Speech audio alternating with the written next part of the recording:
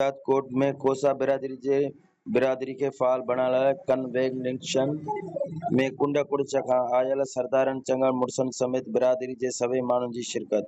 कोठल convention में सरदार अब्दुल रहीम खोसो, सरदार शहजाद खान खोसो, नेक मोहम्मद खोसो, मीर इब्राहिम खोसो, वजीर खोसो, अब्दुल रहमान खोसो ऐं ॿियनि ख़िताब कंदे चयो त असीं पंजाब बलोचिस्तान समेत सिंध जे मेड़नि शहरनि तोड़े KPK जे खोसा बिरादरी जा मशकूर आहियूं, जिन असांजे सॾ ते लबेक चवंदे हिकु गॾु थिया आहिनि।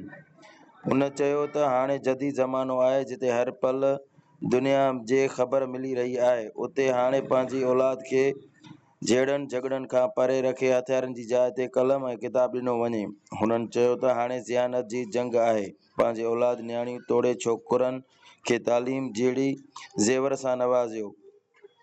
इंसान ऊंदाही खां रोशनियुनि ॾांहुं अची रहियो आहे ऐं असांखे बि घुर्जे त पाण में हिक थी जहालत वारियुनि रीतुनि रस्मुनि खे ख़तमु करे मुतहद थियूं।